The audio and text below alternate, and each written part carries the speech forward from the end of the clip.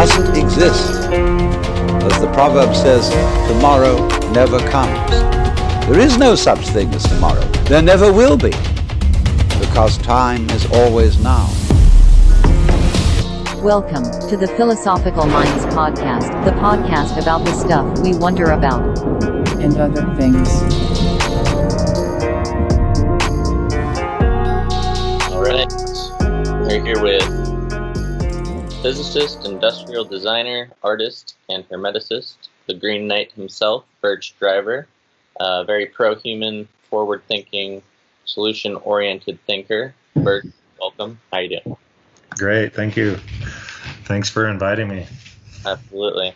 I'm excited to get into it, get into a little mental alchemy with you and a little hermeticism, as I think this understanding's definitely necessary and a powerful weapon of defense for people that's applicable to the times. And I hope we can arm the listeners so that they can begin to practice the art of mental transmutation to transmute negatives to positives, hate to love, evil into good, and so on in their personal realities. But before we get into it, you got a great podcast called The Green Knight, so people go check that out if interested. And if you wouldn't mind telling us a little bit about The Green Knight and the meaning behind that, if you could, because that's really interesting to me. So who's the Green Knight and what's that all about?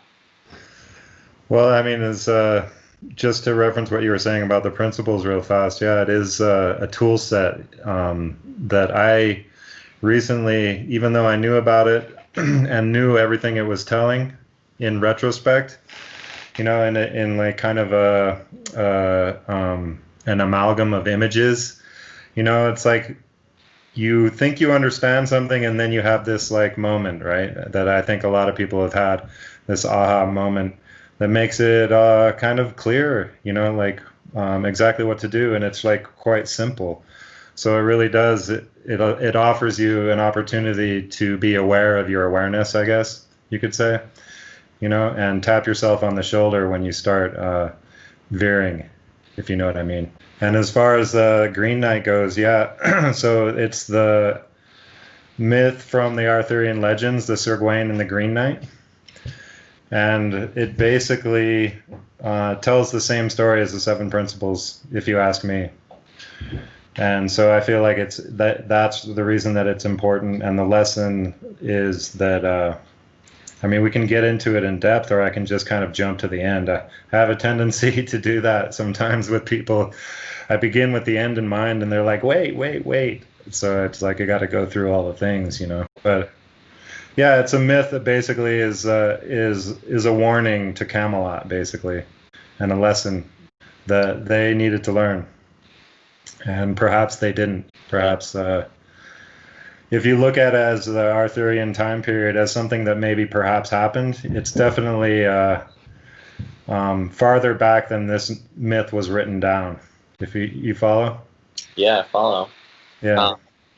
Can you elaborate a little bit on that Arthurian? So yeah, I mean, a lot of the stories talk about it being right after the Romans left, you know, and it has a Christian kind of overtone to it. A lot of the stories, you know, have this Christian kind of, to me, it's kind of like a pasting on of Christianity, because I feel like the stories were known and maybe more Celtic in origin, or Gaelic, you know. And so, but then were retranslated and rewritten down during the period that the monks were illuminating the manuscripts, if you know. Yeah, one of the things that I see you doing out there that I really appreciate is you bringing awareness to these principles of Hermeticism, and I think now is definitely the time to do so. And the Kabbalion, that's one of my all-time favorite personal texts. I hold it in high regard. Mm-hmm. How I came to this. I've been waiting for the right person to come along, and here you are. So this is kind of a perfect opportunity for us to connect and together introduce the listeners to Hermetic thought and kind of develop like a deeper level understanding. So do you want to start off by talking a bit about what is Hermeticism? And then we can kind of stroll through the seven principles and kind of go from there. But yeah, what is Hermeticism or Hermetic philosophy? Well, it comes from the word Hermes, which is the Hermes, the Trismegistus, the thrice great.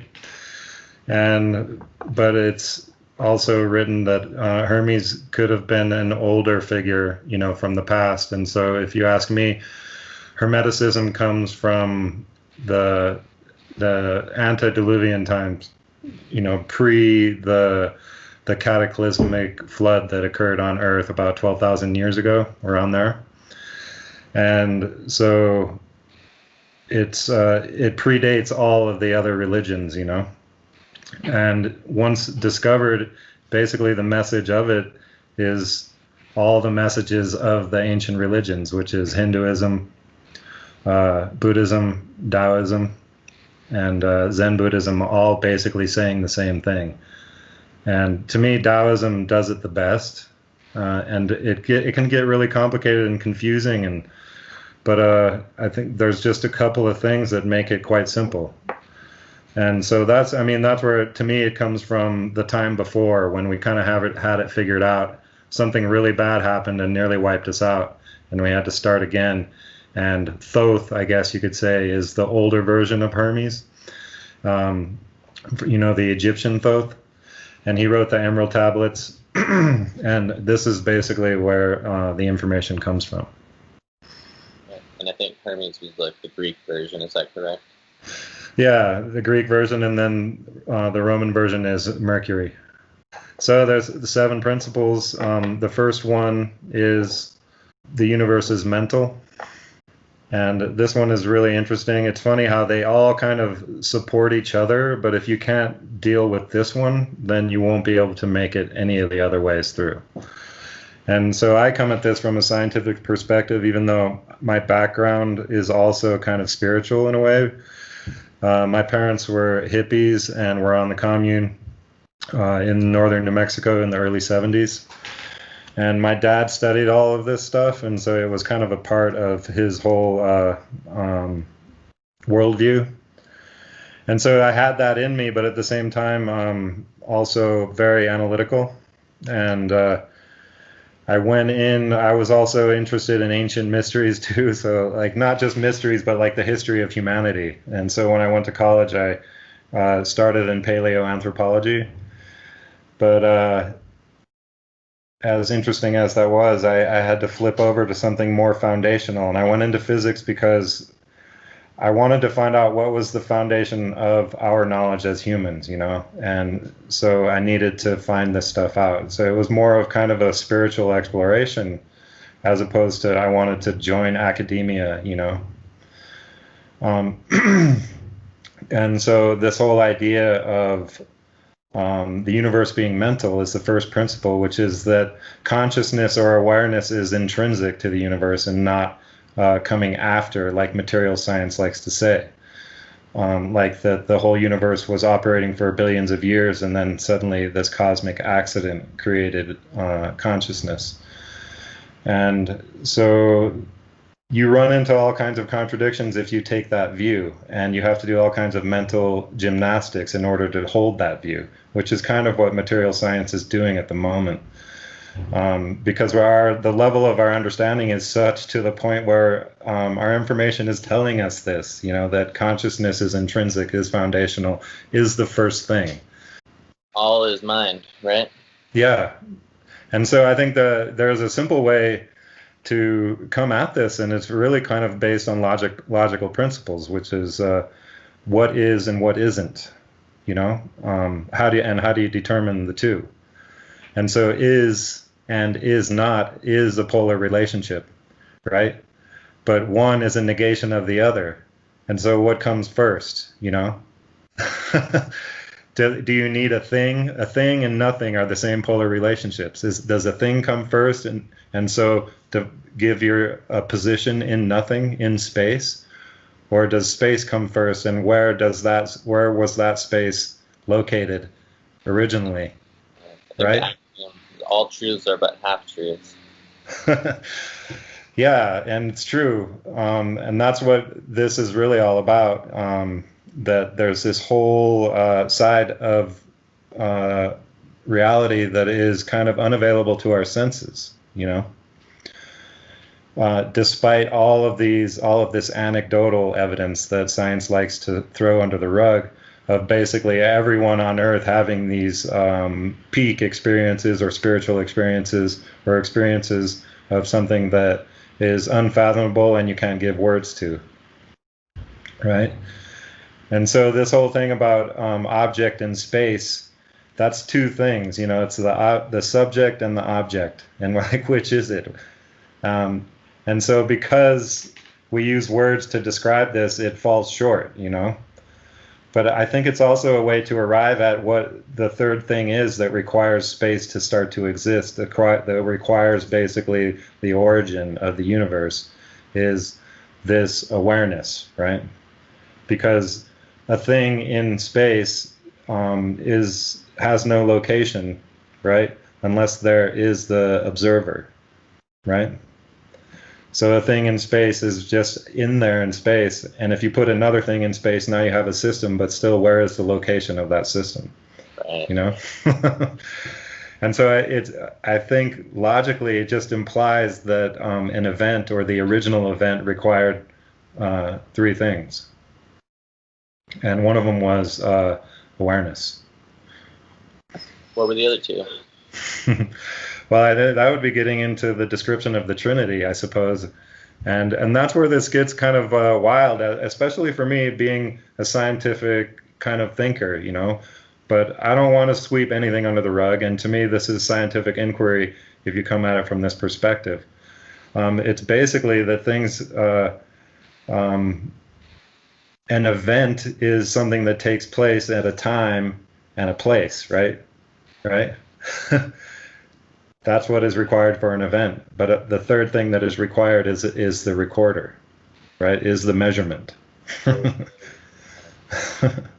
So God, I guess you could say, or the creator, or this awareness that was intrinsic, laid down the first measurement. It's interesting too, because with the idea of the Trinity, you look at it from the alchemical perspective, it kind of ties into the soul, spirit, and the body aspect, and which kind of goes into the law of correspondence as well. Which is another principle. Yeah, and so you come down with the three. It's like the triangle was the first thing that could actually exist in 3 dimensions, you know. And so you always end up with the 3, and that's why the 3 is such an important number. As you know, the universe played out, it's like it's a fractal that iterates on itself, you know. And so after the first iteration, it take the output and put it back in, and that continued perpetual iteration is what is the emanation of the unfolding of the universe. So where do we go from mentalism? What's the next principle? So we've established that, like, we're okay with that, because I think a lot of people are still like, why does that mean that there has to be an awareness, you know? Okay, tell us. And to me, I mean, I like to look back at the words that we use, like thing and no thing, you know? One is just a negation of the other. And so it requires a conception of both things in order for there to even be 2 things, you know? And which requires the third thing. I'm still working on it myself, because I thought I figured out a way to say it that makes it so clear, but I'm not so sure about that, you know, anymore. But so the next one, I like to call it, I think that a lot of them inverted. I think, what in the Kybalion, is it correspondence that's next, or vibration? So I like to call vibration first, that everything is vibration, because correspondence works with waves, you know, with frequency. Correspondence works with frequency. So the second principle is that everything is vibration, or that everything is frequency. And if you can accept this, then all of the other ways of understanding come into place, you know, of the other 7 principles, because they're all properties of waves. So we'll find out as we go down the list. Every single other one are properties of waves. And so, and that's what the Buddhists say, that and also the Christians and all of the old mystery traditions all say, that in the beginning that it was vibration, and in the Bible it says, and then there was light, or before that it says, and there was the Word, you know, and the Buddhists all say that the sound of the unfolding universe is the Om, you know, and so you can basically break it all down to it being everything being waves, you know, and with waves you have to have a medium. So because we can't have these waves going out from the origin of the universe, I guess you could say, from that singularity, and not be kind of undulating in a medium, you know. I think there was an interesting way you were describing it on a recording that I was listening to of you using geometry, and you started from the circle dividing into the two circles that creates kind of that Vesica Pisces. From there into the seed of life and kind of expanding. Yeah, and so I think as some would describe it, and I think it's described in the Hermetic Mysteries as once the Vesica Pisces was created, that was when light emanated. That was where the light emanated from, you know. And then after that point, it's just a runaway train, you know. It's a self-authoring process. And that's why I think that's what makes me more comfortable in the idea that the creator actually became the creation and can only observe now and not take hand in it, you know, and that we perhaps are the hand, you know. Definitely. That those of us who exist in various ways in the universe and are self-aware become the hand. Kind of corresponds to that biblical idea of that we are in the image of God as well. Yeah, and that's the principle of correspondence. So if we move on to the next thing, right, it's as above, so below. That's how they explain it. And to me, a really, really easy way to understand it, and it is supported by the properties of waves, is that at the scalar invariance of all patterns. So no matter at what scale you're looking at in the universe, either the super macro or the super micro, you're going to see the same patterns, you know. And if you can just think of the disturbance of ripples on a pool, you will see that that the same patterns are repeated throughout as that pool goes to glass. A fractal universe. Yeah. So the as above, so below is just that these initial conditions and then the self-iteration process, because that's exactly what a fractal equation is that you take the output and you re-input it, and then it creates this self-repeating pattern, and that is that scale invariance that I'm speaking of, is that self-repetition. And so we see that because the initial conditions were from the flower of life, and then from that we get the tetrahedron, and from that we get the cube, and from that and so on and so on and so forth, you know, is that all of the patterns that we see in nature emanate from this one beginning, this flower of life kind of thing, you know. How you put it like that, kind of coming full circle, it reminded me of the snake eating its own tail. Yeah. What's that called? Ouroboros? Yeah, the Ouroboros, yeah. Yeah, and there's a podcast I think you should check out called The Brothers of the Serpent, and they look into ancient mysteries. They're pretty conservative, but they're super funny, and they ask all the right questions. Maybe all the right questions. I'm a little disappointed recently, but really? It's a good one.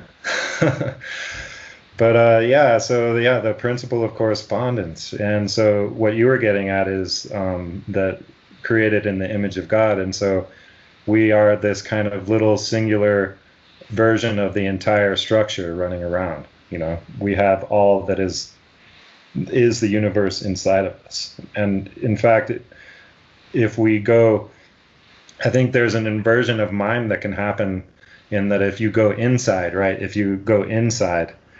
you're actually going into the macro or the origin, you know. But yeah, that's the idea, is that we are all kind of little versions of this larger structure.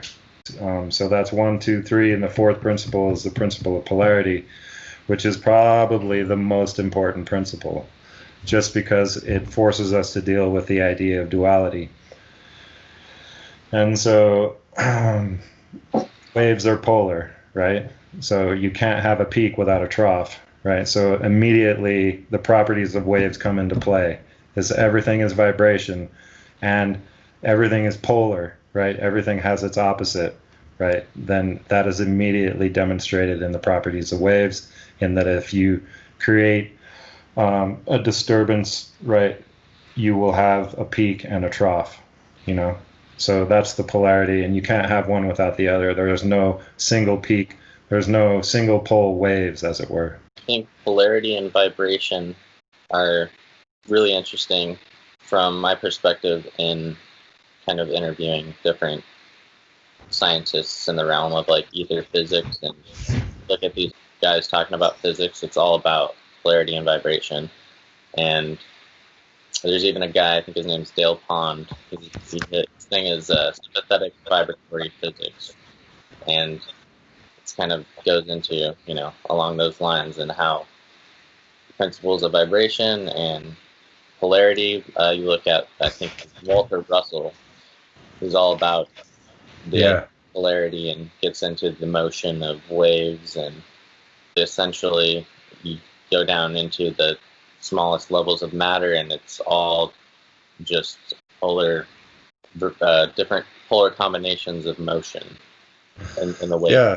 And I mean, it's true. I mean, if you're involved in physics, everything, you will find out that the monopole is the elusive thing that some search, but they are foolish to search for. You know, the monopole does not exist in nature. And so, but I mean, a way to come at this polarity thing is to switch over to the concept of duality, which is we live in a dualistic universe. And so we can come at it from all of the opposites, you know, hot and cold, light and dark, up and down. All of these things, if by themselves, would not be able to be defined without the other, you know, one defines the other. And so all duality is really unity in disguise, because one cannot exist without the other. And that's what I was kind of getting at too with the whole idea of the universe is mental, and what comes first is that everything, dual relationships come into being at the same time, because one cannot precede the other because they define each other. Right. It's like two sides of the same coin, basically. Temperature is one thing. Hot's on one side, cold on the other, but they're still the same thing. Yeah, because the one cannot exist without the other, and really it's just a matter of degree, you know. So it's like cold is really just the absence of heat, you know. Darkness is the absence of light. And so I think the polarity is key. So we understand how the dualistic nature of things is that if there is one, then there is the other, and that you cannot get away from it. And it causes a particular conundrum, and is the actual crux. It creates the crux of the understanding of the seven principles. And in order to get to that, we have to talk about number 5, cause and effect. Yeah, so the principle of cause and effect. And so it says in the Kybalion that nothing escapes the law, right? And so this is the medium. If something happens, it is perturbed, and you cannot stop that, right? And so the medium is all pervasive, everywhere at all times. And I think what we could call the ether, you know. It has been downgraded and maligned and obscured, the idea of the ether. And to me, that is a conspiracy. That is a massive conspiracy. You know, because what we have is Einstein propped up on this massive pedestal, and perhaps deservedly so, because of the eloquence and the accuracy of his equations, but it totally leaves out the idea of ether, and brings in this space-time thing, which is an erroneous way to see the world if we want to come to an understanding of how to really be in the world, you know, which is that nothing escapes, right? Recording. Nothing you do is private necessarily, because the universe knows, and even down to the smallest things, such as a thought. It creates a ripple and a cause and an effect. But if we really want to look at this, then we have cause and effect being a polar relationship. So they're an unsunderable pair, right, that go with each other. And what this does is calls into question the locality of cause. Right? So if you're going to say that there is a cause to something and you look at it, then that cause is an effect of a previous cause, And so you could ride that chain all the way back to the origin of all things, right? And so then really cause and effect becomes this thing of like, oh, well, maybe everything has already been foretold or predetermined at the moment of creation, which is this hard determinism thing that philosophers talk about, which is that everything is playing out as it was set in the beginning. And human beings can't abide by that one, right? Because it appears for all intents and purposes that we have free will, right? That we can make choices that have an effect that changes the playing out of the next moments, So we don't have to. So we do. And that's the crazy thing, because we have cause and effect, which is forward motion of time. But since you cannot separate, right, it says in the Kybalion, every cause has an effect, and every effect has a cause, right? So if cause then effect is the forward motion of time, but effect, cause, right? Because you can't separate them. There's a retrocausality, right? That all moments are existing at the same time, past, present, and future. So this is where it gets pretty crazy, because of the inseparableness of cause and effect. This is the kind of things that you have to think about. The really tricky thing is coming to terms with this. How is it that we actually have free will, and yet it appears that all causation comes from the origin? Do you have any thoughts on that?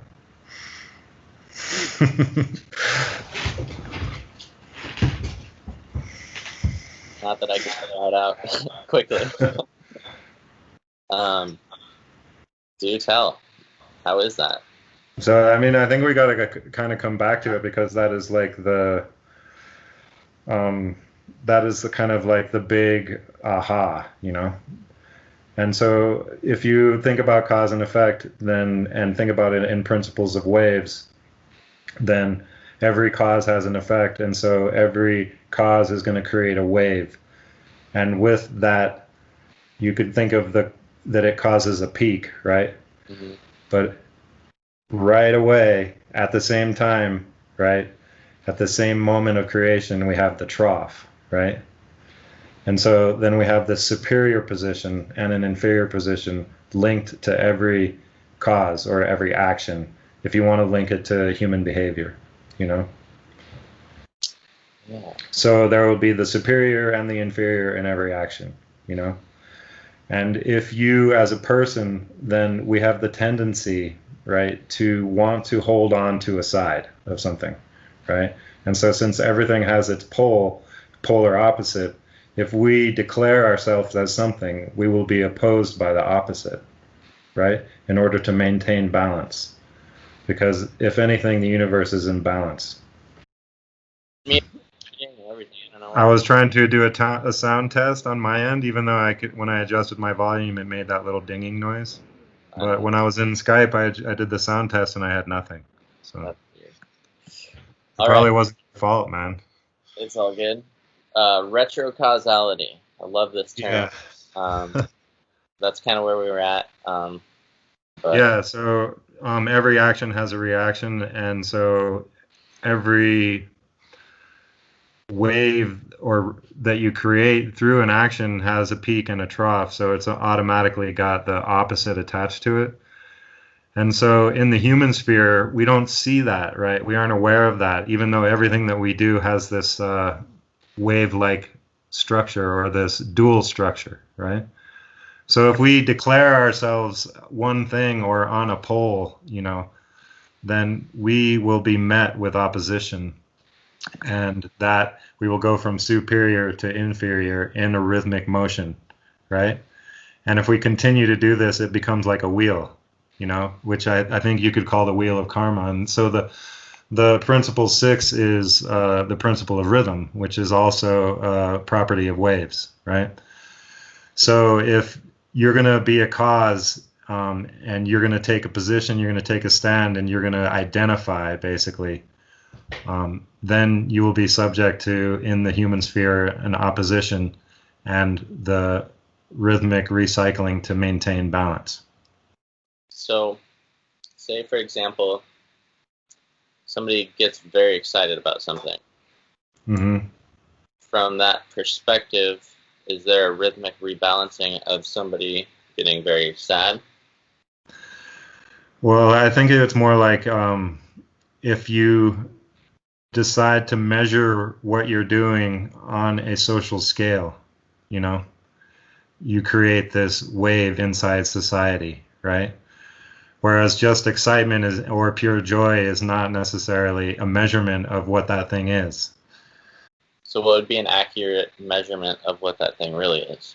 So it's like, I like to jump to the Tao on this one because it relates to it perfectly. And that is the principle of Wu Wei in the Tao, which can be translated as the principle of not forcing. I think that's the best way to translate it. And so it goes like this. Inferior virtue is overly concerned with virtuosity, and so therefore is not virtuous, right? So inferior virtue is a measurement of how virtuous this thing is that I'm doing, right? So I'm going to be virtuous, right? Which is like kind of what you would call virtue signaling in the modern world, right? It's like, I'm going to be virtuous because everyone else thinks this is a virtuous thing to do, right?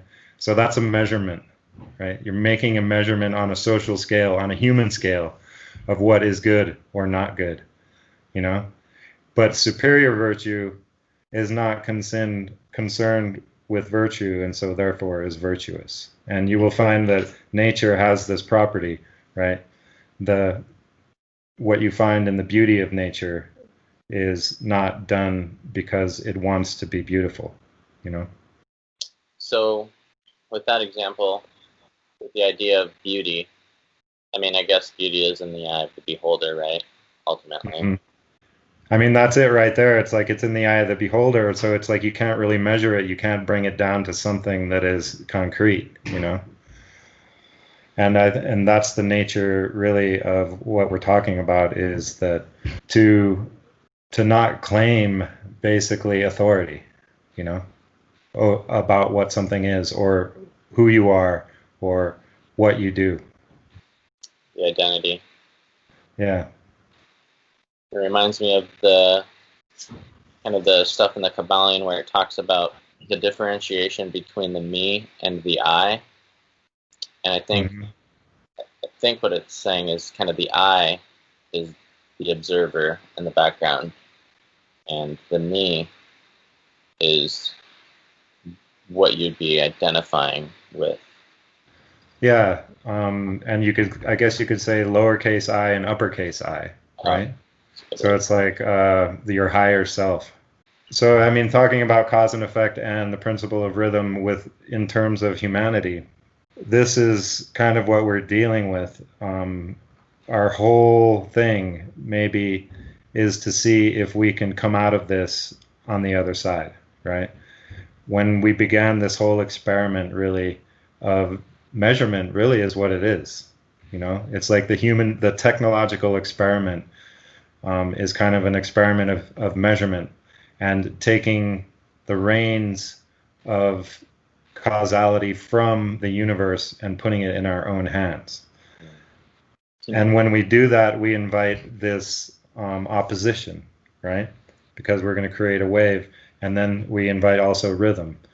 And so if we continue to basically, without a better word for it, is like take credit, continue to take credit, then we get on the wheel of this rhythmic rebalancing. And so we'll go from superior to inferior, and back and forth forever. And if you look at our society, that's what humanity kind of has been doing for the longest ass time. Absolutely. It's that we build up and we build up and then we crash, and then we build up and we build up and then we crash. And so this civilization really is a wave that causes a slower, a delayed response from the universe, kind of. And so it's kind of like that's how it's our war with nature. Once we went down this technological route, we started on the wheel, so to speak. And the wheel is like, it's a every time it comes around, you could call it a revolution. You know what I mean? Definitely. Right? But it's really not going anywhere. It's just starting at the same point again, And that's kind of like what we look at it in the past. If we see a revolution and then the new leaders basically institute the same kind of setup, and we start again. Amen. I mean, I think this will give people a lot of clarity kind of into the inner workings of reality. And I mean, at least for me, it's helped me dance with my own reality. And I've spent a great deal of time wrestling with many ideas around things like legalities and rights and wrongs and the laws and quote unquote law and, quote unquote justice system riddled with injustice and all the legislation, all these rules that are created and statutes, and how this like out of alignment system and how it kind of perpetuates this illusionary idea of a hierarchical authority figures who strive to kind of dictate the narrative, and sort of feeds into like these entities of congestion or distortion that seem to possess a large portion of the modern institutions across the board, and into academia and the realms of areas such as physics, for example, and they have largely lost touch with the truth, lost touch with the real Lady Justice, lost touch with Mother Nature herself, and lost touch with the laws of Father God or natural law, or these laws that essentially can't be fucked with, and that's to their own detriment. And I think I heard you say something that I really liked in one of your recordings, and talking about credibility or something. And you said the truth is an acquired taste. Simple, but I really liked it. I couldn't agree more. Another one you'd mentioned is you can't fix a broken system with a broken system. And it seems to be extremely relevant for these times, unfortunately. I mean, if you just look at this whole political process and perpetual divisiveness among many other unfortunate aspects, it just seems like the screws are falling out, the gears are getting jammed, pipes are bursting. People go in and try to fix the system, they get chewed up and spit out. It's clearly broken, and it's in its current state, and it doesn't seem like we can fix it using itself as the means to do so. Yeah. It itself is problematic. And something else you talk about that I enjoyed was about the necessity of human cooperation and the importance of the technology of speech, having the ability to instigate change in the world. And I agree 100% with that. And I try to be very careful with my speech. And so I was wondering if you could kind of elaborate a little bit on the notion of how we could benefit in that regard. Yeah, so there's a reason that in totalitarian states they suppress speech, right? Because it creates a possibility of a seed being planted for a new way to see, And as far as the nature of audio itself, it goes back to kind of these human factors of what it really means to be alive and a human being on Earth, And that is the study of media that McLuhan did was so important because it pointed out the fact that previous to the written word, everything that was transferred between individuals was in an audio format. And who was McLuhan? Yeah, Marshall McLuhan. Actually, yeah. And so he wrote a lot of books, but I think to me the most important one is Understanding Media, the Extensions of Man. And so that's where he lays out basically how technology is a medium. Everything that we make is a medium, and it has a message. And he was the one who said that the medium is the message, you know. Right. and it's not, so it's like the medium of audio. The message, you know, is basically that everyone's hearing it, you know. That it's not an individual thing, that you are part of this larger whole, you know. Pre the written word in tribal society, everything that was said was hearable, you know, by others. And that makes his analysis of media, and he talks about radio as being a hot medium versus a cold medium. And that's why I think the podcast has taken off so much in recent times, because it is this simulation of radio, so to speak, you know. And it is a hot medium, meaning it fucking burns right when it goes in. You know, you can't stop any of it, right? For television, and especially in the past when McLuhan was writing, television was a dot matrix, you know, set up like a cartoon almost, and you had to fill in a lot of the gaps with your mind, and so that makes it a cool medium. And you know, the discussions that we need to have now. And so, and then you talk about words too, and how words can be a trap, you know. They use language against us in a way, right? And so whenever you hear a word, it becomes a trigger and a pigeonholing effect, right? And so it makes it difficult to talk about things because automatically you get placed in a tribe, and then whoever's listening to you is instantly put in a tribe based on putting you in a tribe because you used a certain word, you know. And so it's like what we really need to understand is that there is no tribe. And that is this, what we're talking about in cause and effect is this identification, right? Is when you join a tribe, you're identified. And so now you will have the opposing tribe come up against you. And so this is that wheel that I'm talking about. And it's so visible in politics. It's so easy to see. And also easy to see that it's a theater, you know, that it's a kabuki theater set up for us to pay attention to while, you know, larger things are happening. And yeah, so I mean, it's pretty easy to see this. And so it shows the principle of cause and effect, it shows the principle of rhythm, and it shows the principle of polarity all there in one place.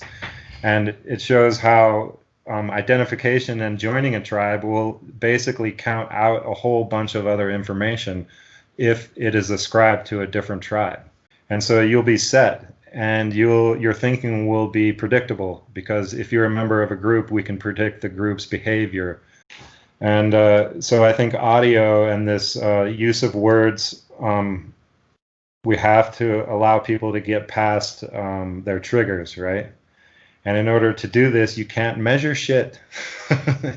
You can't measure these words and place and pigeonhole people because they use words or phrases. And so we have to be able to talk. But, you know, having said that, there's so much in this realm of philosophy that you're studying. It also overlaps with this whole idea of seeking the truth. And it's like, it's a philosophical endeavor to seek the truth. And we cannot we cannot find the truth, right, if we are identified in any one group, because then we will be forcibly putting blinders on ourselves. And that's why I think that what you're doing is, you know, and what a lot of people are doing is so important. But at the same time, even within the levels of people who want to find the truth, we have these tribes, you know, developing. And so at minutia, we can go down to almost the quantum level and still get this division, and we have this wheel develop where it's this rhythmic cycling. So it's I think it's easy to see in this instance when you talk about politics, especially, that how identification does fuck all, and it's really just a spinning of the wheel. Like we're actually literally spinning our wheels. And I mean, a lot of what you're saying, you could definitely see it like happening with guys like Jordan Peterson, for example. And luckily, he's kind of a ninja of words, and but yeah, identifying all these identified social justice warriors, kind of giving rise to this cancel culture. Mm-hmm.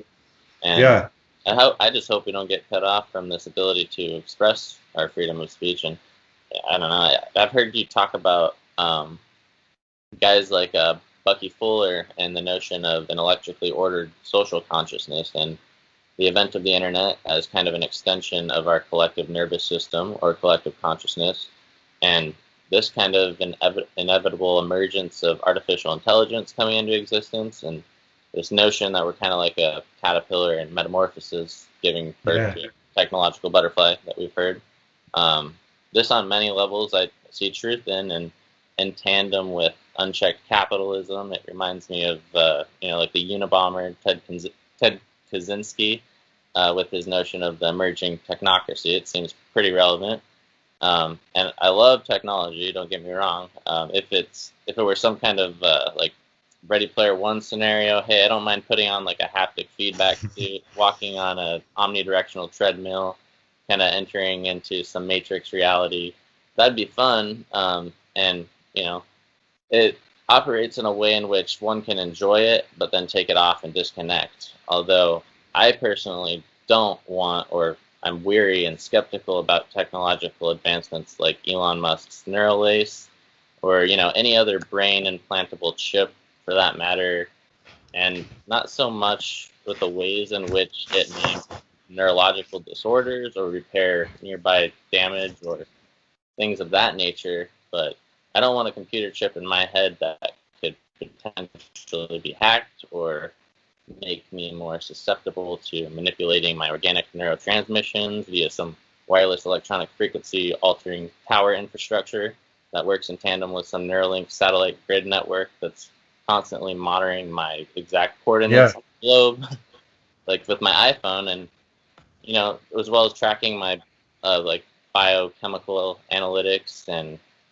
what I had for breakfast and kind of what herbs or plants I'm consuming to modulate my reality that may potentially be deemed illegal by whatever overarching power structures in place at the time that aims to infringe on my individual sovereignty.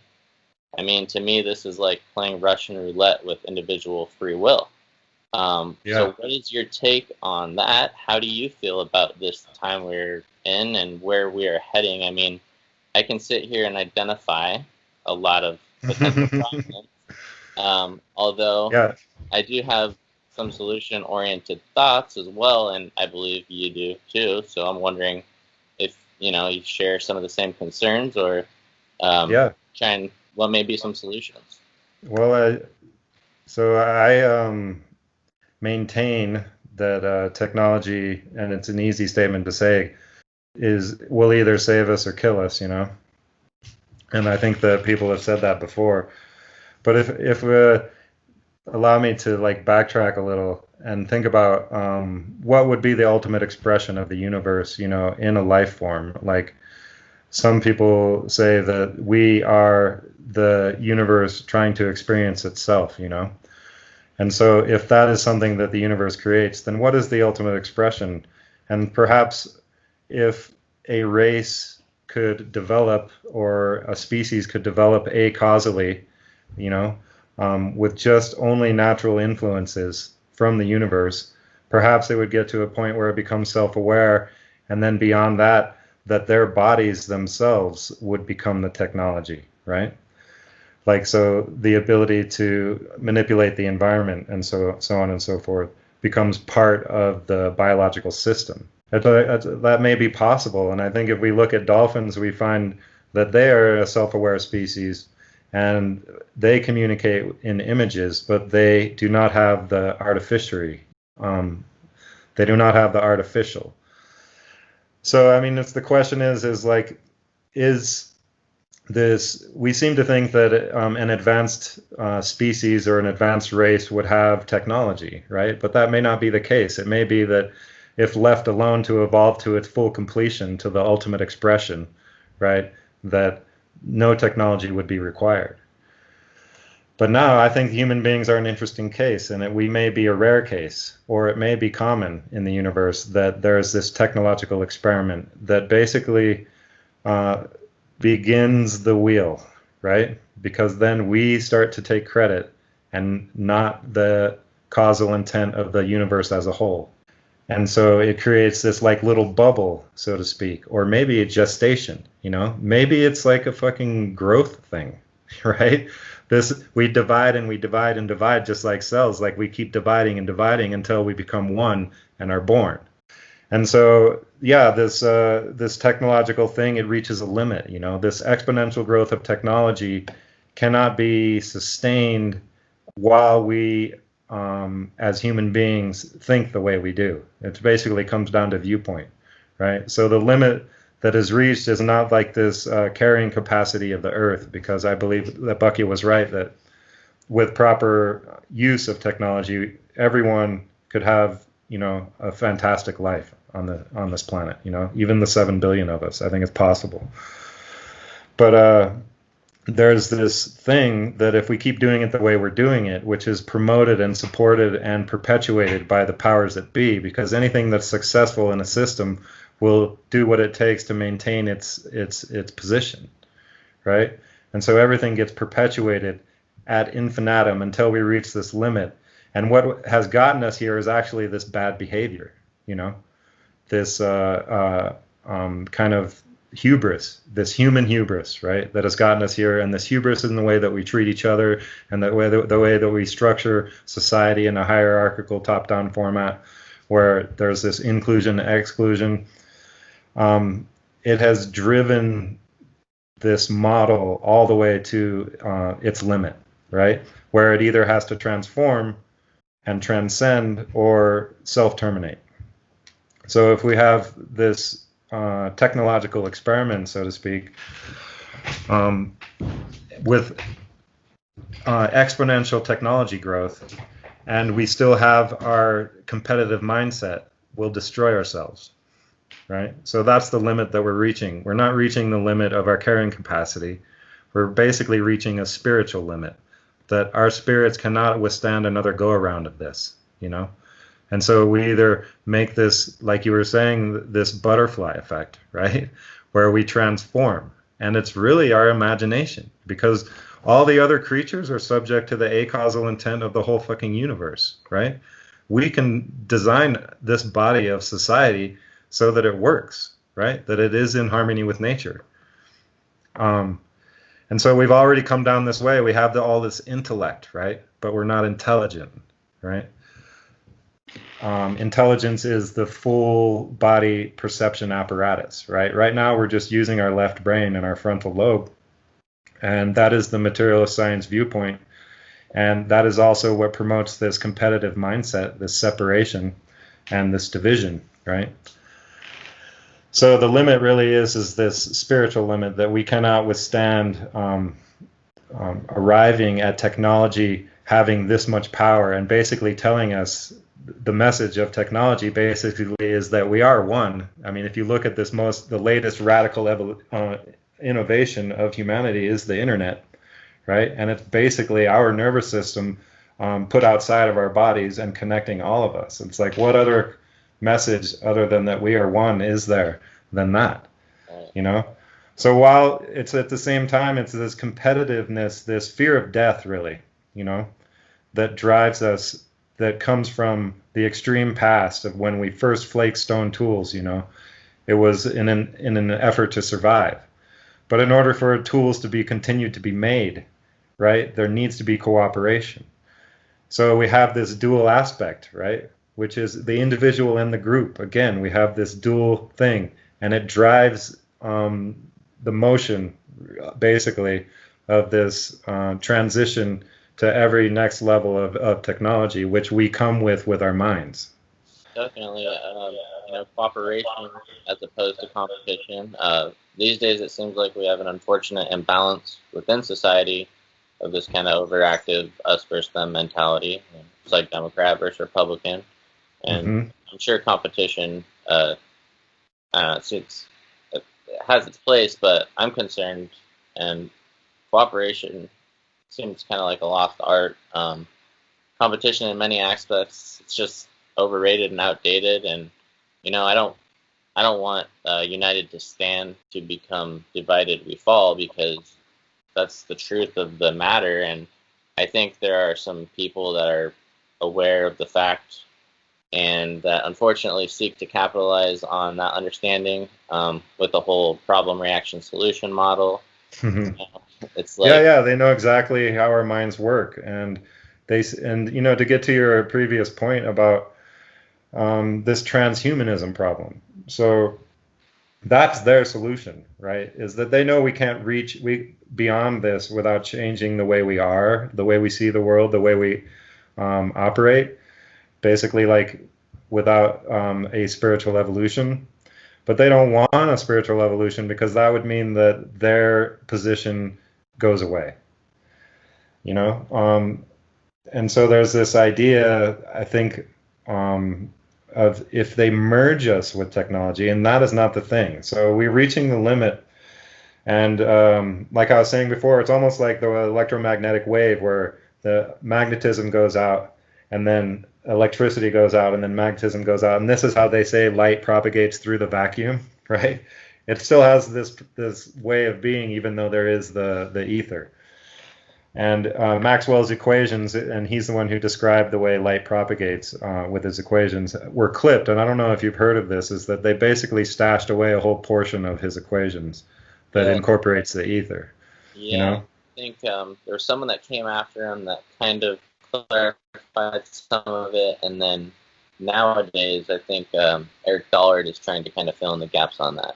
Yeah, and so to get to what I was getting at is basically technology perhaps we've lost sight, that we lost our chance basically sometime in the past to become a fully realized body and not need technology to be the ultimate expression, right? But now that we've gone down this road, it's gotten us to where we are, and so we have to use what we have in order to transcend. So technology is intrinsic or integral in making this transition, because we can't all go live off the land. We can't, even though all of that information and that knowledge is important for people to have, we can't all do it, because for so long as a technological species, we've all been specialized, because technology is a communal effort, this cooperation thing.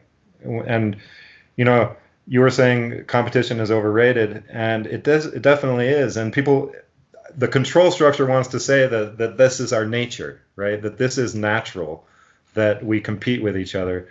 But really, as human beings, what's natural for us is to learn, This is what we do, right? This whole competitive thing, if we didn't have cooperation, we would have ground ourselves into dust a long time ago. And now that we have the technology in place that is basically screaming at us to come together, we can't continue this competitive mindset on a general scale and have it work, because everyone's going to be at each other's throats. Seems like you know what I mean? I know. And so we have to come at it from this different way. And so this way is accessible through each person. We can't make the right decision with our technology as if we as people can't make this transition ourselves, But we keep getting beat over the head in the media and everywhere that this is how we have to operate.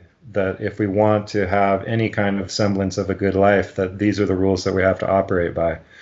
But that's going to end up being, I'm going to look out for me and my own, and fuck all y'all. And that's not going to work out on a large scale, Cancer. So damn it, I lost your audio again. Hold on. They're fucking with us, bro. And now you're kind of freezing up too. So technology is inevitable at this point. So are you optimistic? What are some ways in which we can design the society to be more in harmony with nature at this point with technology? I mean, is this how we do it? What are your thoughts on that?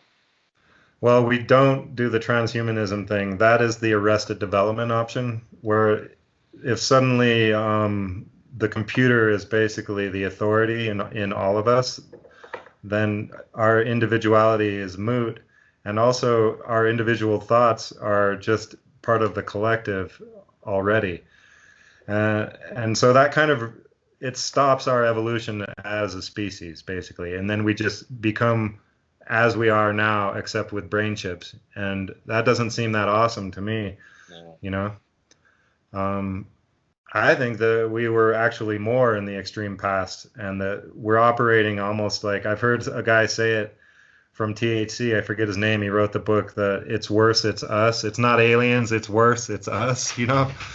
And he says that we're operating like we're in safe mode or something, you know? Like each of us, like we're at like 15%, right?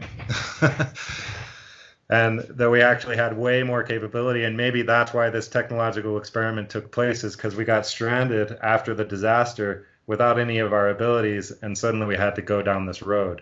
And once we did, it was an autopoietic thing that brings us to this point, basically right now, where, as I was saying before, technology binds us and makes us into a larger creature because it's a communal effort. And at that moment that we come together as a team to do something, then we have to create an exchange of the resources that are derived from that activity, right? And basically, we have to share what we get from the communal activity. That's just how it works. And we've been doing that for, millennia. And in doing so, each of us has become specialists, right? We're born having had our multiple generations previous to us give us skills that would be good for interacting with others. We all have these unique abilities, and that makes us all valuable, and not having to earn a fucking living, but because we were born, we have the right to live. And because we're a technological species, we all have to do all these various things as a group, as a kind of giant entity, now where we are the cells of the being, because the technology forces us to do that, because we're all specialists. We all can't be generalists anymore. And perhaps we were more general back when we were living on the savannah. So we get to this point where it's like it's technology, we have to use it, right? We can't go back to the land completely, go back to the Stone Age, right? I mean, I guess we could, but then, most of us would perish. And we can't keep acting the way we are with our technology, or we will kill each other, right? We will somehow fuck the earth so bad, or we will melt each other, or, or do something like that.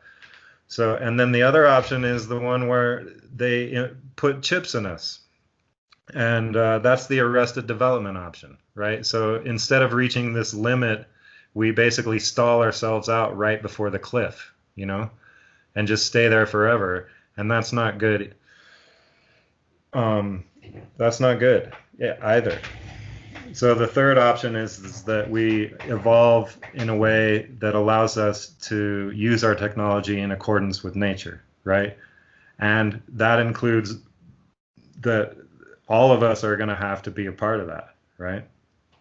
That includes everyone. And so this internal strife that we have has to cease, How do we cease that? I think, people like you and I every day when we're walking around, we operate in a way that is, I guess, if you take the tenets from the 7 principles that I think come out of them as a human are: take no credit, right, and take no sides. I think right? You put it in a way where you said kind of like ride the fulcrum at one point. Yeah. Yeah. So if you take no credit, you're not putting yourself out on the pole, right? You're not saying I am this or I did this or, and or this is what I'm going to do and this is awesome, you know, right? But instead, if you are on the fulcrum, you become no cause, right? You don't make a ripple. And so you can be at the still point. And instead of you actually collapsing the wave function with your measurement, because that's what happens at the quantum level, right? We measure it, it collapses the wave function, and it becomes either a wave or a particle, right? So Right. it's like if you're on the fulcrum, you're basically refusing to take your small earthly ruler and measure that shit and collapse its wave function so that you could ride this in between point, this like spiritual Lagrange point, right? And actually take action that is way more effective than you could ever be if on some kind of social scale, right? Which is basically, it's like the Buddhist middle path that I think Jesus is yeah, basically exactly. the same thing. But it's hard to understand because we still have to take action, right? So it's like we still have to make a judgment somehow here, because we have all of these variables in place and they're fucking connected, and everyone's like wanting to place a band-aid here or a band-aid there, but none of it does the shit, right? We have to have a deep level adjustment in order so that everything else emanates out from that in a new fashion.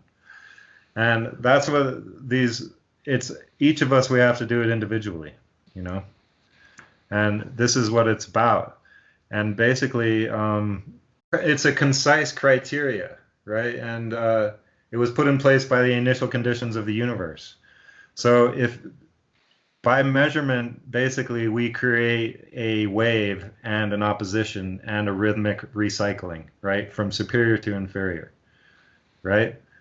From particle to wave, so to speak, right? But if we step back and basically allow the universe to be our measurement tool, then we can take proper action and it be alignment with the universe and with nature.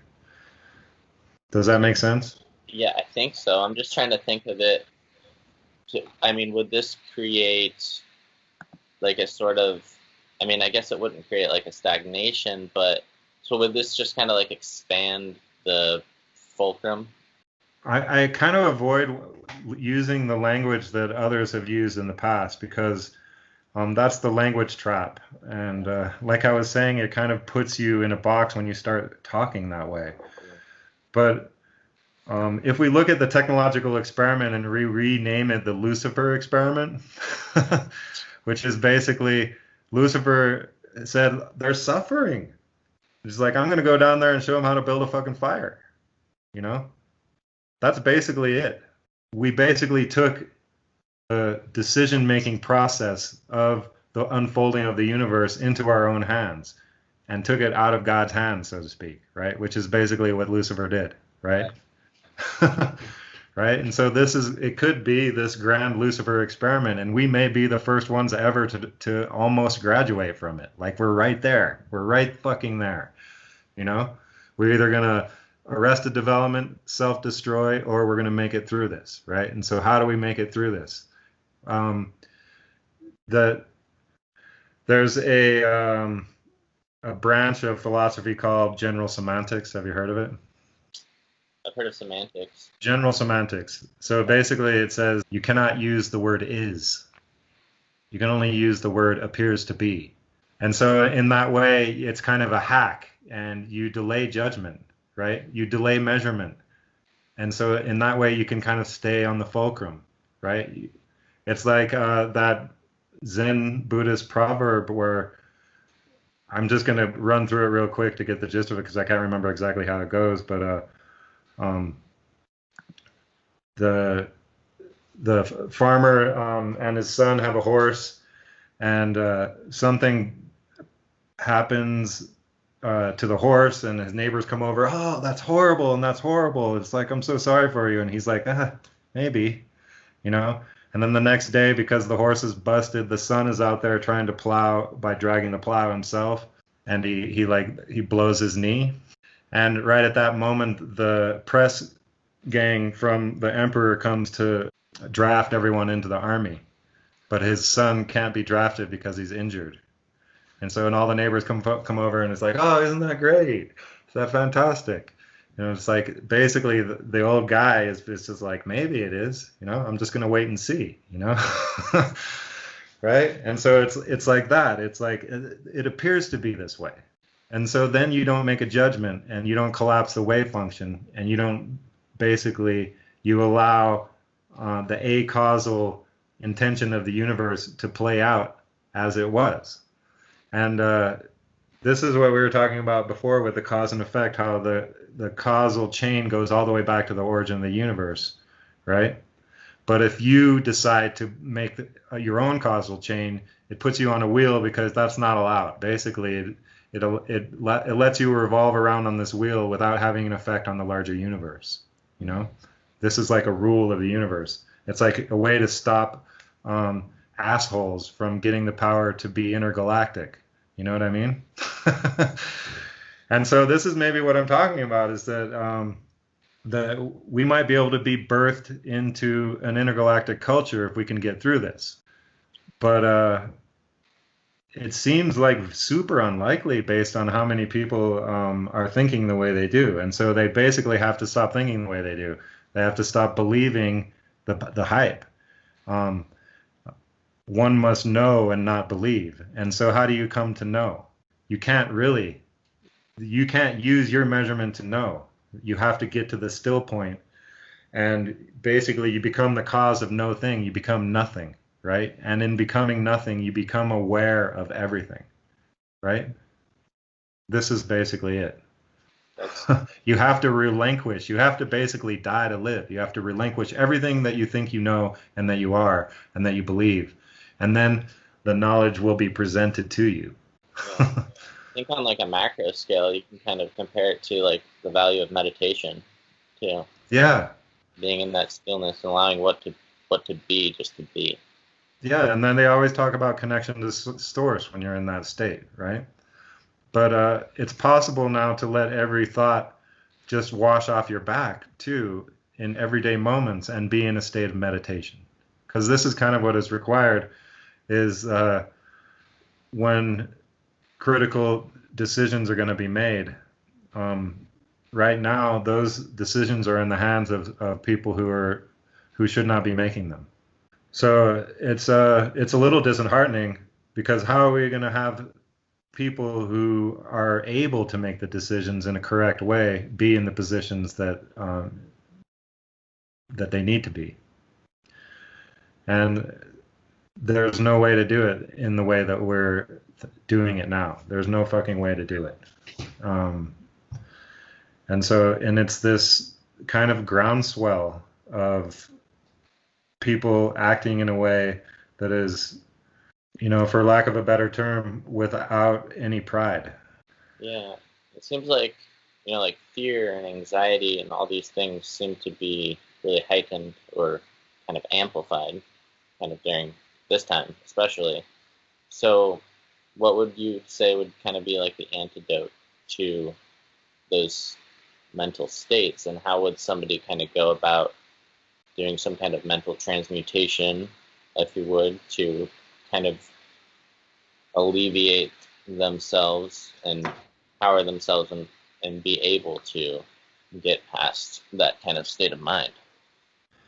Yeah, I mean, the first thing, I think someone told me that I failed to mention it previously, and it's true, is the first thing to fucking go outside, be in nature, right? Be in nature and be aware of your awareness in nature. Try to observe yourself. Observe yourself observing. And that kind of gives you the ability to actually be aware of this kind of, you can watch yourself. It's like you're not your body. You know what I mean? Yeah. That's where these researchers always go if you want to say that there's something more than our flesh and bone, to us, that there's more to us left when we die, and it's this out of body experiences that people have. So, I mean, just that is like in nature, it'll automatically start to impress upon you a natural way of being, you know, which is basically what we're talking about here. Because human beings are self-aware and we have thoughts, it makes it difficult to not measure stuff, you know. And this is basically the problem of perception, right? But discernment is not judgment. Discernment is just being aware. So we can be aware, and we can be aware of what's around us and be guided towards the right thing to do. So I mean, it can be a quick fucking fix, I think. I think you can make a quick turnaround, you know? But you already have to be open to this kind of thing in the first place. Definitely. And I think, like you said, you're not your body, and your consciousness is just inhabiting this physical vessel. And, like as above, so below, as within this physical vessel, so without. And I think this kind of demonstrates the importance of simple things like exercise, because when we talk about the idea of the pendulum swinging from one side to the other, or simultaneously two dualisms being created, but they're both the same thing, when we're exercising and exerting that energy and kind of putting that out there, afterwards we feel really good and relaxed and calm. And I think that's kind of how this physical vessel that we're inhabiting was designed. And that's kind of something that's just simple that people could definitely benefit from in that regard. Yeah, and I think a lot of the resistance that and I show and anyone shows really is that we do have physical bodies and things aren't easy, right? And that's the kind of the relinquishment of identity too, is to realize that you're not your body and that you can press your body harder than you can imagine. You know, you can push the envelopes. And like David Goggins and Jocko Willink, these guys are the ones saying this shit, you know? It's like, this is how you get a spiritual experience. You don't know who the fuck you are until you've run 250 miles, you know? But the point is that we kind of we want to say that we are our pain and that we can't handle our pain, but we can handle more than we give ourselves credit for. And to try to ask more of yourself, that's something. Kind of on the notion of the body, it just reminded me the related principle that I don't think we touched on the gender principle. And although I think that is a confusing one for people and they misinterpret it often, but can we kind of maybe go into that a little bit just to give people that last principle? So I was just about to record episode 9, you know? Yeah. And I go through the Green Knight allegory in this one, and there's the principle. So in the Green Knight fable, there's all the principles are there, right? Excited. Every one of them is in there, and the principle of gender is straight up in your face in that one. And so Gawain, do you know the story of the Sir Gawain and the Green Knight? No, I don't. I'm really curious though. I can go through it if you want, and it would be an exclusive for your audience. Absolutely. I love it. All right. So I wrote this, and I'm just going to read it. I hope that's all right. Please do. So, speaking of the myth of Sir Gawain and the Green Knight, we find King Arthur and his court in celebration mode at the equinox, or what we refer to now as New Year's Eve. They are joyous and content in their revelry until the doors of the hall burst open and a massive charger carrying a mammoth of a man enters the space and brings pause to all the inhabitants. The horse is all green, as is his rider. The sound of its plate-sized hooves echoes as the knight astride it gets it under control. The knight is green. His whole personage is green. He is the vision of a great warrior, but larger. With a holly branch in the hand holding the reins and a broad green axe encrusted and enruined in his other. The horse turning in the hall before the dais. As the horse turns in the hall before the dais, the Green Knight keeps his eyes fixed on Arthur, turning his head like a twirling dancer. As the horse calms, the spectacle of him is heightened, and the moment is full, but no one speaks. All wonder what manner of man is this. We've never before seen one. Is he, more than one thought, a phantom of the fairy? Or he must be, because he is barefoot. Then his soft but deep voice addresses the assembly he sees before him. This is a grand party. Who presides over this gathering? Silence then again, as all knew the answer, yet were afraid to speak. Arthur, without fear, proclaimed, "Welcome, sir! I am Arthur, the head of this house. Sit and join us, and perhaps later we may hear why you have come." "Nay, I would not make you wait," boomed the Green Knight. "I have heard of your greatness." "Sir Knight," Arthur said, "if you crave battle, then you will not be disappointed." "Nay, all of you are as children compared to me. It would not be a match worthy of note. I come in peace, as this branch signifies. However, I crave from thee a gift, for it is that time of year. You being so bold of blood and hot of intellect, as I hear say, I ask we play a game. What game is that? That you exchange blows with me, one blow for another. This axe may be yours if you so accept my bargain. This weapon so rich, this blade of no comparison may be yours. We merely must trade blows with it. You can go first, if you agree that I may return the blow a year and a day from now. That is what I ask of you." Now again silence, and then, "Is this the great court I have heard so much about? Is this not Arthur's house, now overthrown so easily?"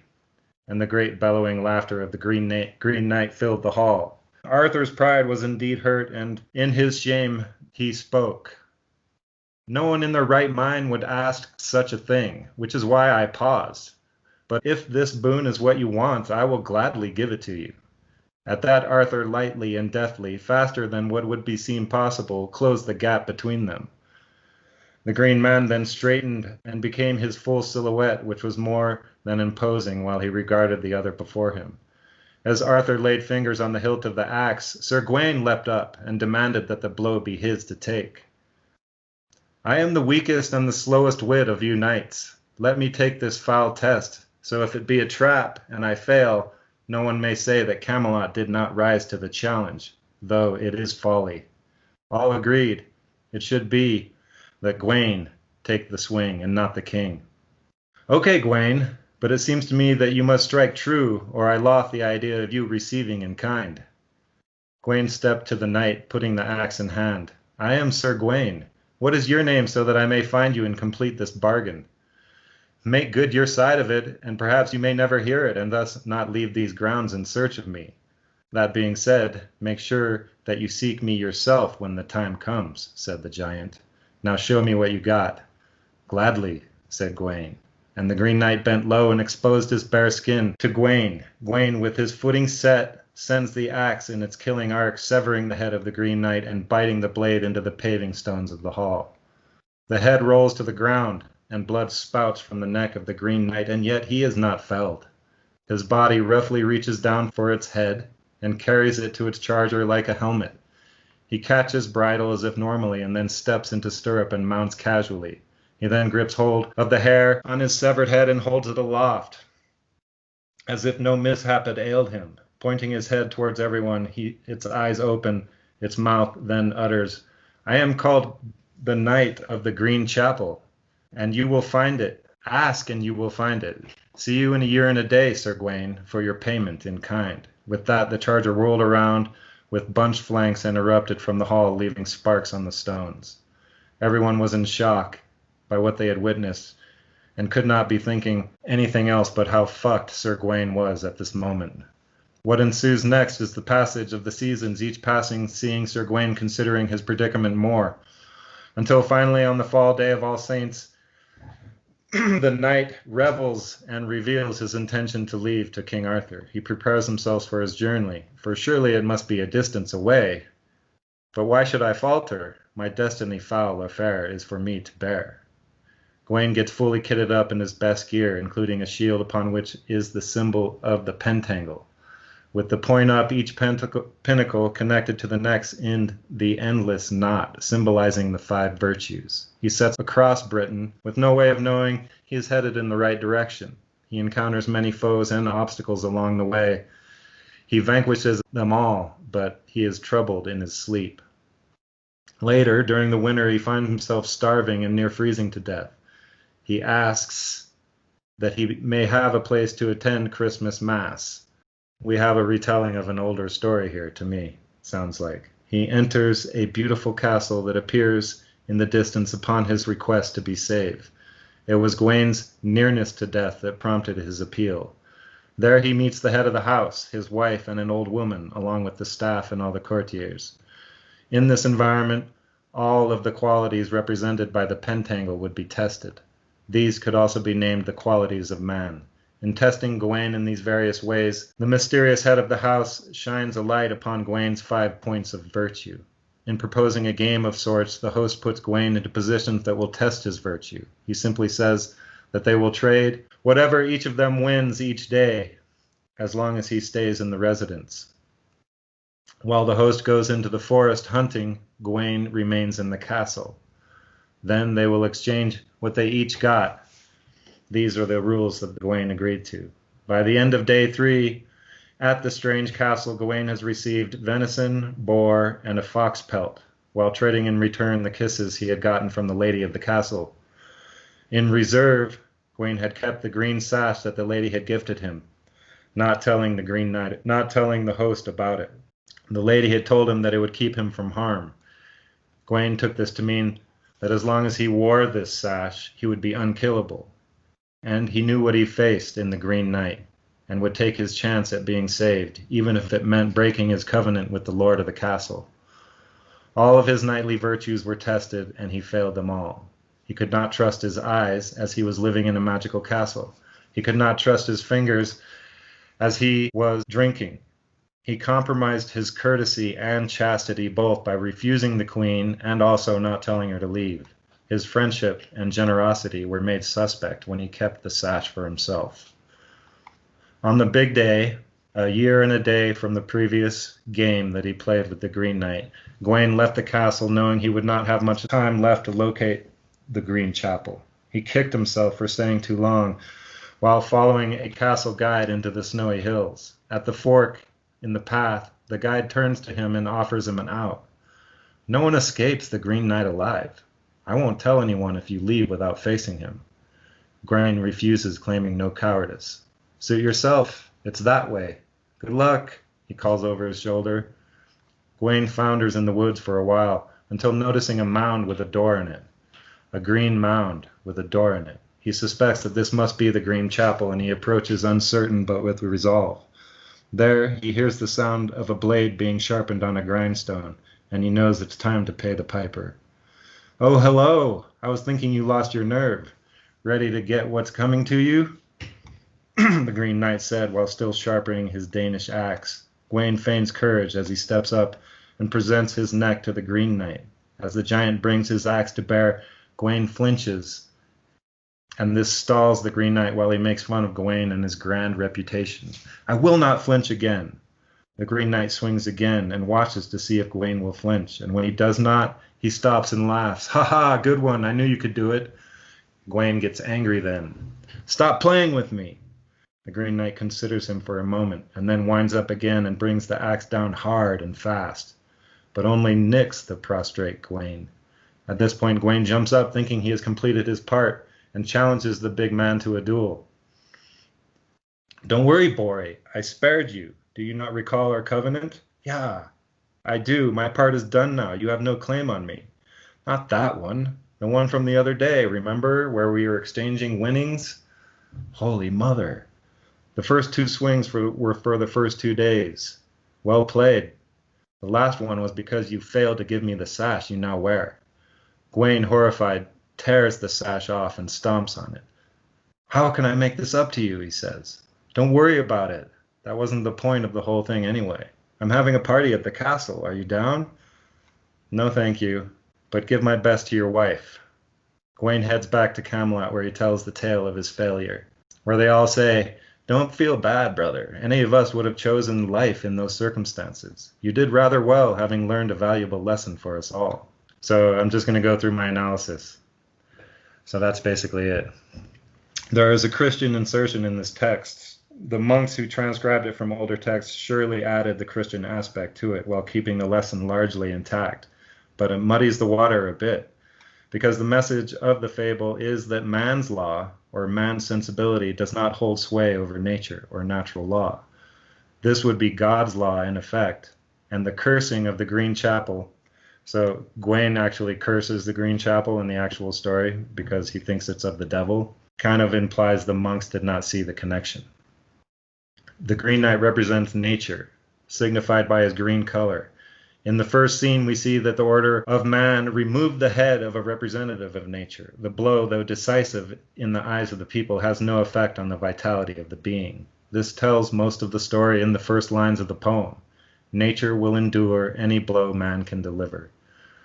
The noting of the seasons in the next lines demonstrates how life at Camelot is not separate from nature. The journey that Gawain endures suggests that some things cannot be left undone if one is to arrive at one's destination. Gawain knows not where he is going, but sets out nonetheless. When he is at his lowest, he beseeches aid. He cannot continue and has therefore arrived, and yet still does not know it. In the castle, a new contract is struck. Unbeknownst to Gawain, this contract again suggests our relationship with nature, that every action has an equal opposite reaction, that there is an exchange occurring between man and nature that is obligatory, that cannot be avoided. The rules are always the same. What you give is what you get. This is why the new game replaces the old game, the game of the exchanging of blows. Our involvement with nature is not wholly a blow-for-blow exchange. It has more subtlety. The Green Knight representing nature is more completely demonstrated by the court of the Lord being the full metaphor. The court, the castle of the mysterious Lord is nature. The court is nature, not just the big man. It demonstrates the principle of gender. The female and male aspects of nature and how we interact on that level is the nuance I speak of. If the castle symbolizes nature, the game in the castle reminds us of our exchange with it. The Lord hunts in the woods, providing on the one hand sustenance and material. What would Gawain offer in exchange? A kiss he stole from the lady. Nature is both male and female, and our exchange with it involves both aspects. The male side offers bounty, while the female offers the holy union. It isn't about any exchange of winnings in this case, because this is another obligatory exchange that, if we are to continue, must exist. It is the introduction of the union of male and female, which is natural, that will present contradictions in any code based on human sensibilities, right? So that is the nature of this portion of the fable, is that she tries to seduce him, right? And so he ends up contradicting his own virtues, because on the one hand he refuses her, but on the other hand he allows her to stay in his chambers, right? So he is breaking both chastity and where you are gracious to your host, right? So that's basically the principle of gender. But the tests that he was put to in the castle were highlighted in a way that vilifies the female and so glaringly illustrates a contradiction. The introduction of the union of male and female, which is natural, will present contradictions in any code based on human sensibilities. So in the editions of the monks, they make him swear and cuss at the influence of the woman after he leaves, and they talk about it. But that's definitely added in, right? The dilemma presented by the queen is allegory for the choice that has no right answer within the structure of human sensibilities. The crux of the fable is in the last part, where Gawain meets his fate head on. In the first part, we see that nature can withstand any blow given by man and would respond, but we see that nature will provide protection in the form of the green sash. The lesson is that we are in exchange with nature, and it will not harm us if only we surrender to its guidance. We see Gawain in full acceptance of his fate, and at that moment he is spared. The nuance of the story can bog you down, and that is intentional. We, as we live, will have to slay demons, but they are of our own creation. The core of the allegory is that we are in an exchange with nature and not a battle, that our resistance is what causes reprisal, that if we give back what we take, there is no cause to fear, that if we let go and surrender the outcome, we can be free and achieve the highest good. The fable includes the 7 principles. All of them are necessary to comprehend in order to cross the bridge, but they combine into a concise criteria.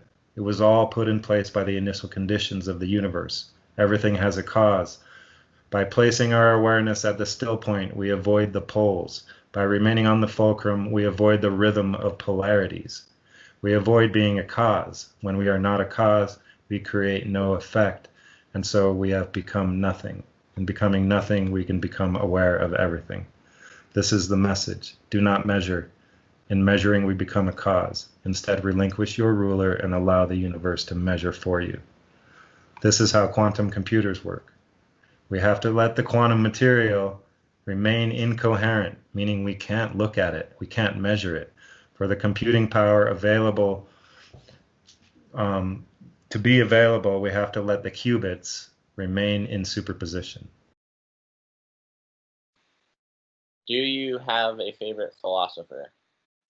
I think most of them are in error, you know, Yeah. and are responsible for a lot of the wrong thinking that we have at the moment, you know. So I can't really think of one except for, and he's slipping my mind. Oh, the guy who said, this is what I wanted to get to that is so radical, actually. And I can't remember his fucking name. But he's the one who talked about ever-present origin, right? So this can be come at from the cause and effect aspect, and the causal chain goes back to the origination of the universe, right? Of everything, right? But if you operate in accordance with nature, with the universe, basically by not measuring, then you can take action that basically rewrites the code of the entire universe all the way back to the beginning, right? This is how we get free will, right? It's kind of a hack. It's a trick, right? It's kind of like it's a misdirection. You're just not looking, you know, you just don't look. It's like in soccer, I use the soccer metaphor all the time. It's like sometimes I've scored goals where I've just like, in my mind, I'm like, that is never going to work. But then I just go ahead and let it happen. And it's like, if I had tried to take credit for it, I would have fucked it up, you know? So that's basically the ever-present origin. If you are in alignment, then basically you are the will of God, you know? Because you're not saying it's me that's doing this. Identifying. Yeah. I mean, I understood all this before I made this kind of revelation, you know, and so the words kind of don't do it justice, but it's the only thing that we have to discuss it, you know, but that's basically it, is like you're allowing the universe to stay in its acausal state and still do what you're doing, you know. So it's kind of like, it's almost like it's a hack, really, in a way, but it's how we become the most effective, like more effective than we could possibly imagine, is to just let go, to surrender, you know.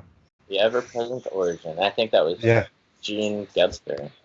Yeah, and then there's the acausal intent from that. So that's how you have the intent, which is based on your discernment, right?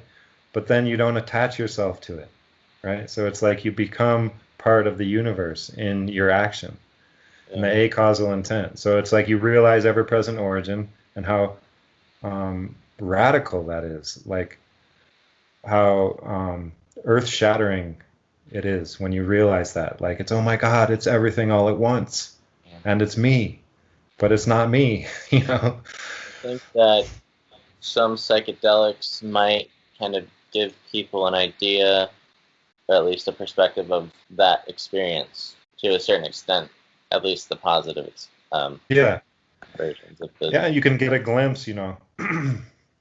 And oftentimes one's peak experiences are just a glimpse, but it's that glimpse that allows you to, you know, in the mundane times, still be on path, you know. Well, this is awesome. I greatly appreciate all your time. Do you have any last thoughts for the audience, or where would you direct them to find out more about you and what you're doing and everything?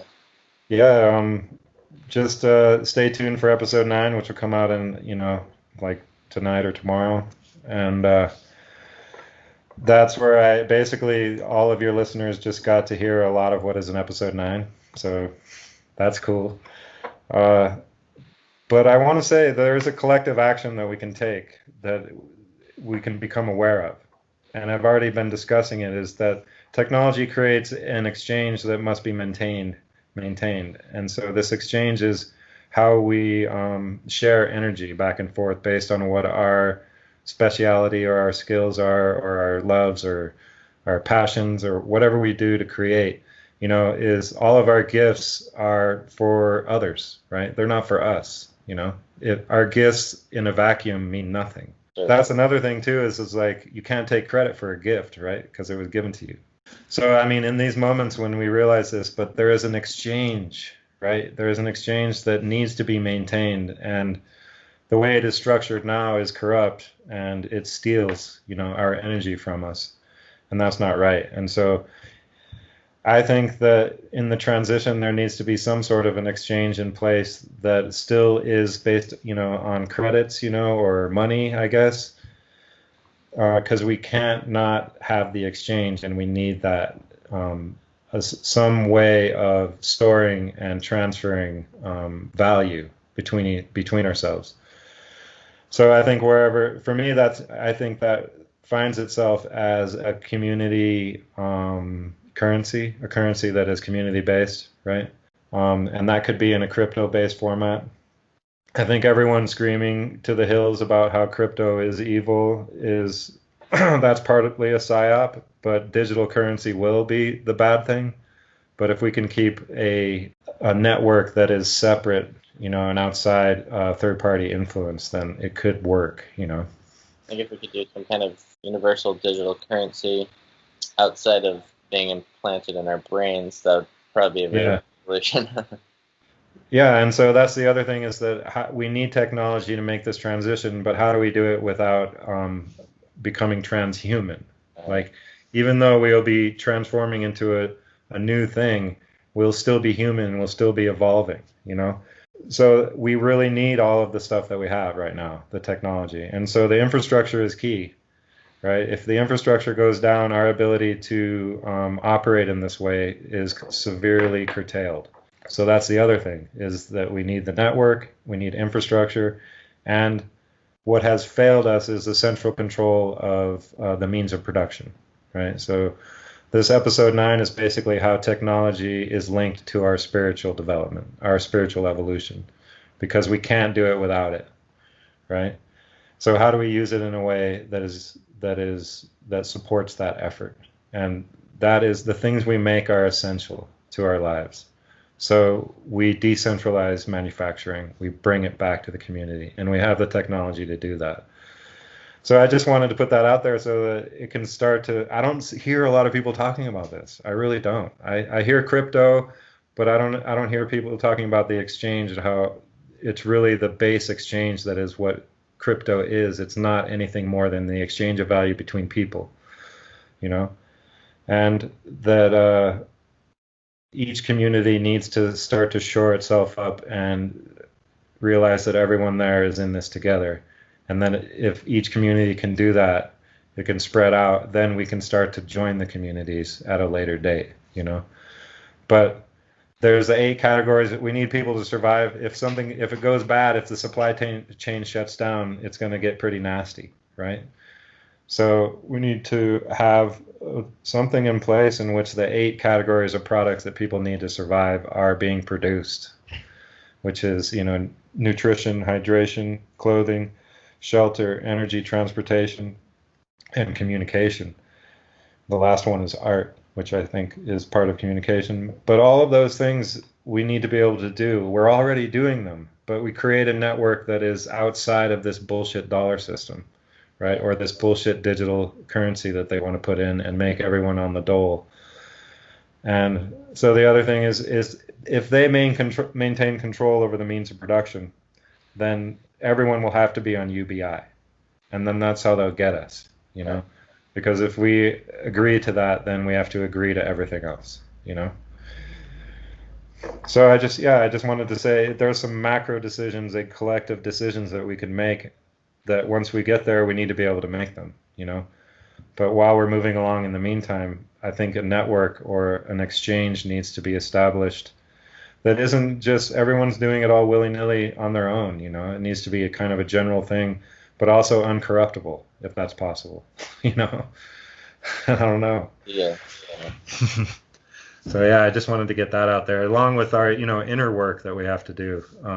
There are things that, you know, the way we need to use technology is basically we got to survive this. If everyone is contributing, man, I think the rate of growth could actually spike even more.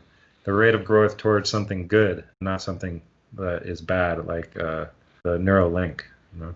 Yeah, I agree with you. Yeah. Well, that's beautiful, man. Thanks, man. The Green Knight podcast, check it out. Yeah, greenknight.green. Green Knight. Yeah, and then, you know, so I'm not getting anything of it, but I think being healthy is important also, you know. How do we all, you know, you're talking about being active, and so there are supplements that behave like how we used to eat when we would just eat food off of the land, but now we've got all this factory food that is damaging us. And so there's ways that we can counteract those effects. And so the health button on the website, you can go there and you check out Clive DeCarle's, all his products. I think they're all really good. They seem to be. Fantastic. Well, I appreciate it again. Thank you. Yeah, thank you. Stay in touch.